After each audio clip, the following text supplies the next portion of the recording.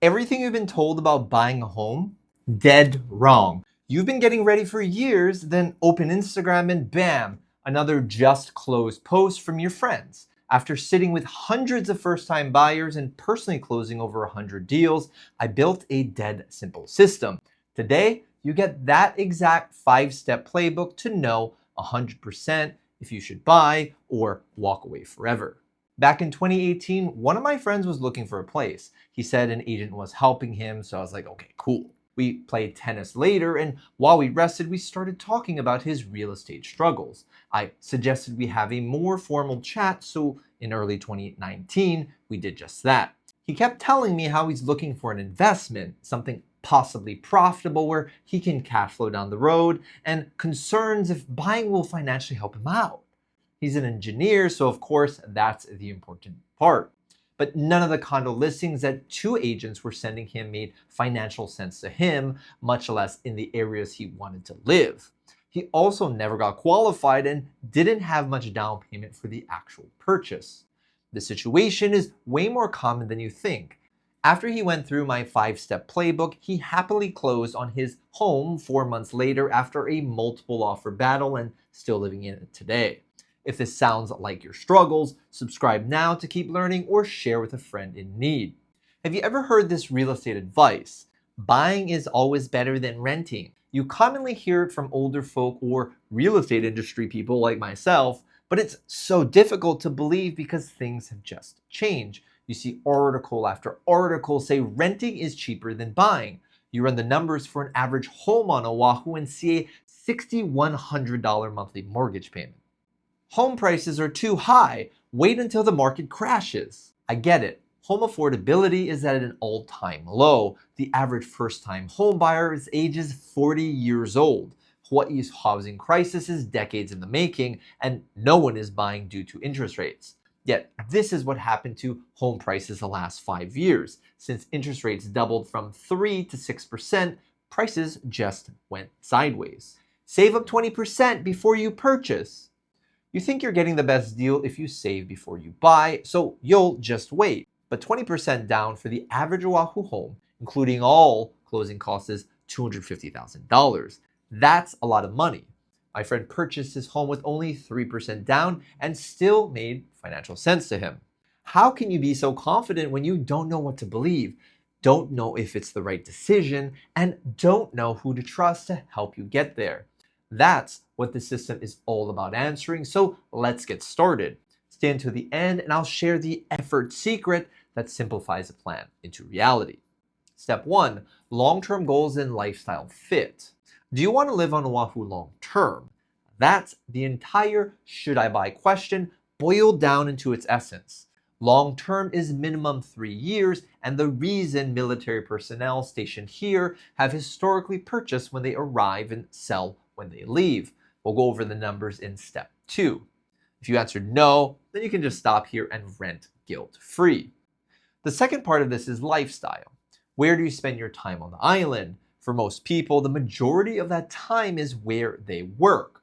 Now for parents, it's that and the kids' school. Minimizing that commute time is the main component of location. One of my clients purchased on the North Shore because she was military and worked at Schofield. It worked for her at the time until she got out and started going to school at UH in Manoa.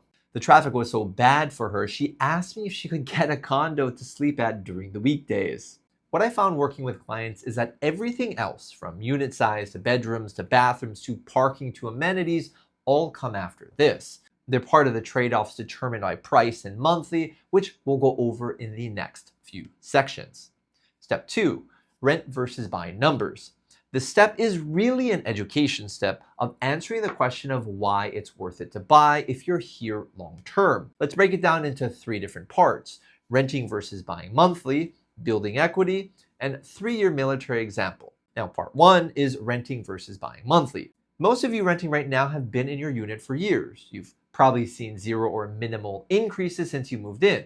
For a 2-bedroom, you're likely paying in the range of $2,200 to $2,400 per month and might look like this. That was the case with a referral from a client when we went through this playbook. This is a mortgage of a similar unit with 20% down at $3,900. It's logical to say, No thanks to that. But the reason we had this meeting was because her rent was increasing $600 to $3,000 per month due to increased owner costs like maintenance, property taxes, insurance. Has this happened to you yet? What happens to rent next year or the year after that?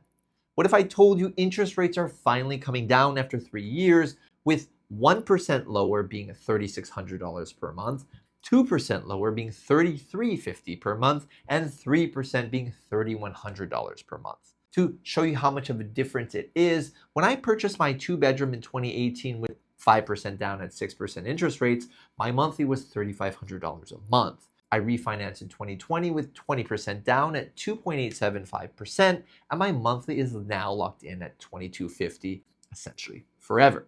Part 2 is building equity. They buy it as an investment that grows, both from lowering the mortgage every month and the home value going up. This is how much condo prices go up every year over the last 30 years. 4.58%. Using the above condo as an example, this is how much equity you build every single year compounded. Whether you put down $25,000 or $100,000 to purchase, the nearly $25,000 yearly equity built is the same. While it's not a guarantee, as you can see here from the yearly gain history, can you ever perfectly time the market when you buy? Check out this video where I go over it more in depth, with the conclusion being the data says the bottom is in right now. Part 3 is the 3-year military example. 3 years is important as the minimum ownership because of the transactional cost to sell, averaging 6% of the sales price. Now, in the 2010s, when Eva Beach was really being fully built out, it worked out wonderfully. Ocean Point is a popular master plan community in there for starter homes. And here's a few examples of those that bought and sold around that time, around that ownership length. All a pretty significant gain. Pretty good with a 0% down payment loan, right?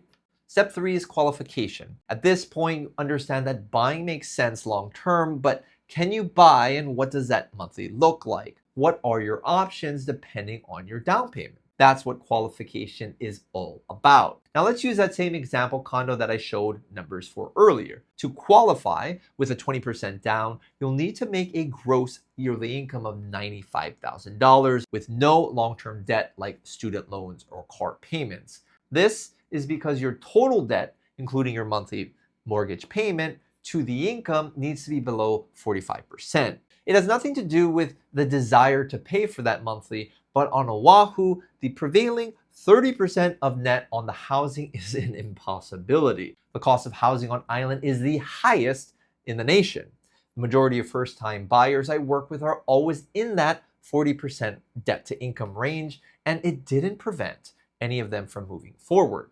While I'm not a lender, I've been in the industry for years and very familiar with how lending works. I built a calculator I'm using that makes it fairly easy to get you the answers you need. How much do you qualify for, and how much does it cost? Now the problem is most buyers don't have that 20% down to purchase a home. If you're like most of my buyers, the most you have is 10%, even if you do have the income to qualify. The majority of first-time homebuyer programs are all focused on that, helping you buy with a lower down payment program. There's some credits on the bank level, the program level, and even the state and federal level. There's also a number of affordable projects in which you can only purchase if you're within a certain income bracket, as you can purchase a home for under market value. Kuilei Place is one of them, with more info right here. There's this big misconception that the affordable first-time homebuyer program gives them a massive discount and they really need to save for that one purchase. Now, unfortunately, it's really not that true, and the state runs out of money yearly for their large MCC program. Trying to match up the incentives with the home you want in your timeline and in your budget is a very difficult task. I couldn't even get the MCC program when I purchased, and I optimized for that as a realtor.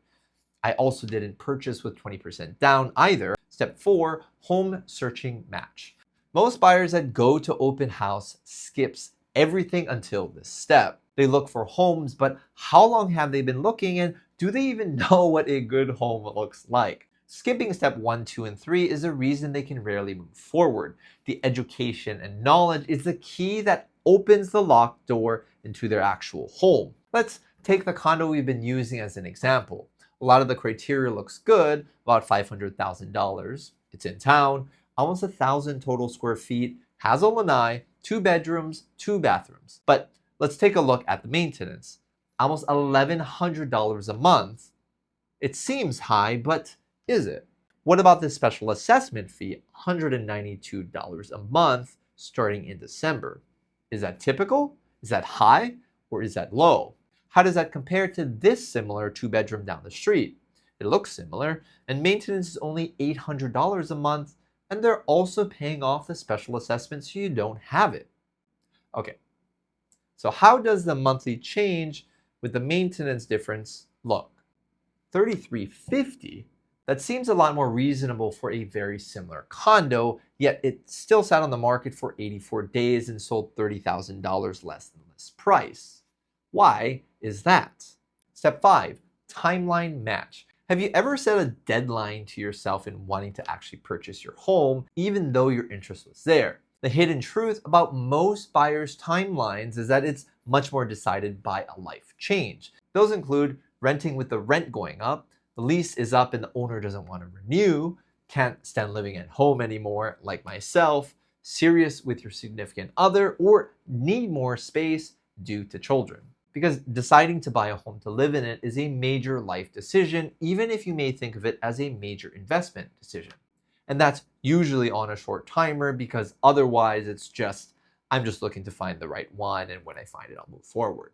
I was working with a client for years. We saw a number of homes, and his focus was on a cheap fixer-upper house as an investment to sell later. In the time that we started to years later, he found his wife, married her, got promoted, and that was the incentive to purchase all in the same year. The home he bought was an absolutely gorgeous, ready to move in home close to work. He had a timeline when he actually got serious, but was it realistic? We went over this one-page first-time home buyer timeline to match his expectations to reality.